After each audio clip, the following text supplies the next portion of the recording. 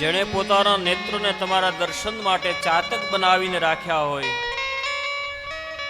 એ રઘુનાથજી આપ એના હૃદયમાં નિવાસ કરો.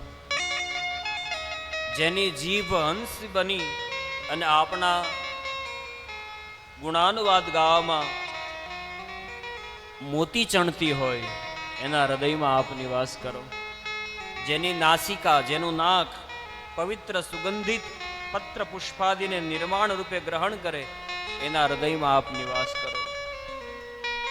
જેમનું મસ્તક દેવો, ગુરુ, બ્રાહ્મણ ને જોઈને નમ્રતાથી નમી જાય અને જેના હાથ નિત્ય પ્રભુની સેવામાં રહે, પ્રભુ આપ ત્યાં નિવાસ કરો.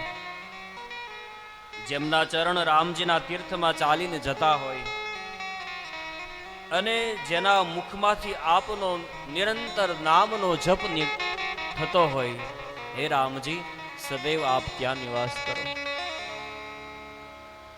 જેમણે ન કામ, ક્રોધ, મદ, અભિમાન અને મોહ છે, ન રાગ છે, ન દ્વેષ છે, ન કપટ છે, ન દંભ છે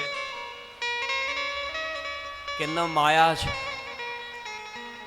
એના હૃદયમાં હે રઘુનાથજી આપ નિવાસ કરો. જે બીજાનું હિત કરનારા છે, જે વિચારીને સત્ય બોલે, જેમને દુઃખ અને સુખ બંને સમ છે, એવા વ્યક્તિઓના હૃદયમાં હે રઘુનાથજી આપ નિવાસ કરો. આ બધા અધ્યાત્મ માર્ગના રસ્તાઓ છે, જ્યાં પરમાત્મા એ રસ્તે જે ચાલે એના હૃદયમાં પરમાત્મા નિવાસ કરે.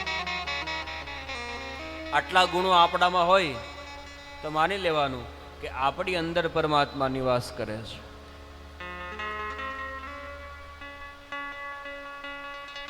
પરંતુ હવે